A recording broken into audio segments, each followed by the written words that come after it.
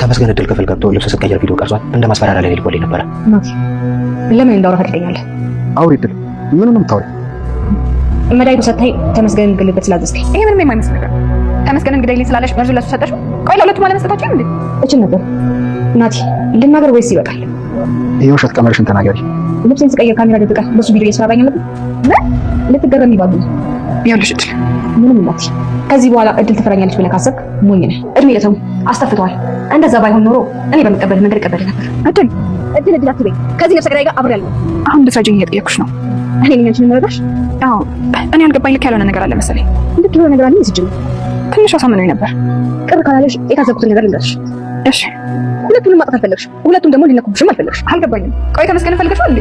ደጋግመሽ ነው እንጂ ቆይ ከፈለኩት ልታይልኝ ነው? እድል እባክሽ እንደዚህ አናውራ። በቃ ይቅርታ አድርጊልኝ አልኩሽ እኮ።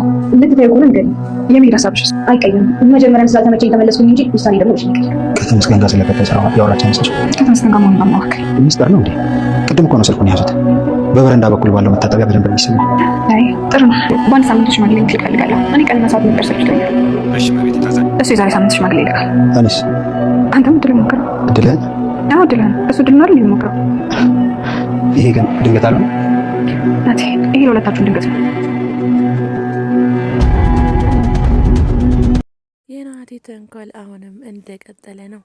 እንግዲህ ተመስገን እንዲመረዝ እድልን ቪዲዮ በመያዝ የራቁት ቪዲዮ በመያዝ ሲያስፈራራትና ይህም ቪዲዮ ሶሻል ሚዲያ ላይ እንዳለቅብሽ ከፈለግሽ ወይም ደግሞ ሙሉ በሙሉ ፋይሉን እንዲሰጥሽ ከፈለግሽ ተመስገንን ትመርዥልኛለሽ፣ ስለዛውም ዛሬ ማታ ታረጊዋለሽ ይላታል ማለት ነው። ታዲያ እድል እንግዲህ እንዲህ ነበር ያደረገችው። ተመስገን ከናቲ ሙሉ ፋይሉን እንደተቀበለው ስለማታቅ ለተመስገን የተባለው መርዝ ግን ለናቲ ትሰጠዋለች። ታዲያ ናቲም በዛው መርዙን ይበላና ይመረዛል ማለት ነው። እድል እንግዲህ ለናቲ መርዙን የሰጠችው እሱ የሆነ ነገር ሲሆን ራሱ የቆፈረው ጉድጓድ ራሱ ይግባ በማለትም የሆነ እሱ ሲመረዝ ፋይሉን ለማጥፋት ነበር። ነገር ግን ተመስገን ትሁት ጋር ሽማግሌ ያልክም ከትሁት ጋር ፎካከረም፣ ስለዚህ ፋይሉን ስጠኝ በማለትም አታሎ ሙሉ ፋይሉን ተቀብሎታል ማለት ነው። ሰላም ጤና ይስጥልኝ ውድና የተከበራችሁ የቻናል ቤተሰቦች በያላችሁበት ዓለም ዳርቻ ሰላማችሁ በዘት ተረፈ ይበል። ለዚህ ቻናል አዲስ ከሆናችሁ ላይክ፣ ሰብስክራይብ ያደረጋችሁ ቤተሰብ እንድትሆኑ በአክብሮት ጠይቃለሁ ነው። ዛሬም እንግዲህ አስተማሪና ተወዳጅ በሆነው በትሁት ድራማ ወደ እናንተ መጥቻለሁ። እንግዲህ ናቲ ራሱ በቆፈረው ጉድጓድ ራሱ እየገባ ይገኛል። በባለፈውም ክፍል እንዳየ ነው እንግዲህ ናቲን ተመስገንን ምችል ብሎ ለካሌብ እናት ዱላ ሰጥታት ነበር ማለት ነው።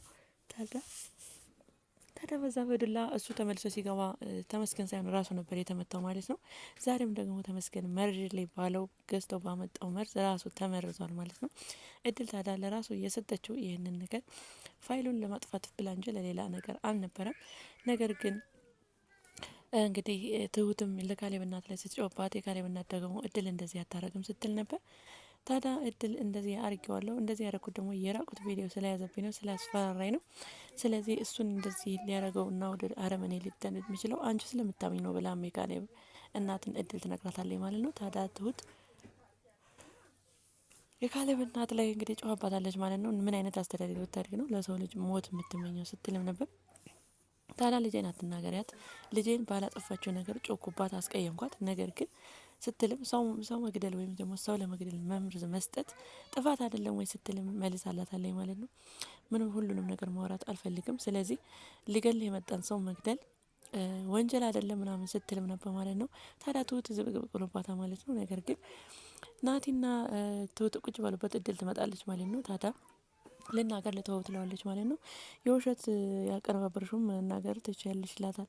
ተመስገንን እንድገል የሰጠኝ መርዝ አዝሬ ግን ላንተ ሰጠው ትለዋለች። ታዲያ ትሁት ስትል ነበር የመለሰችው።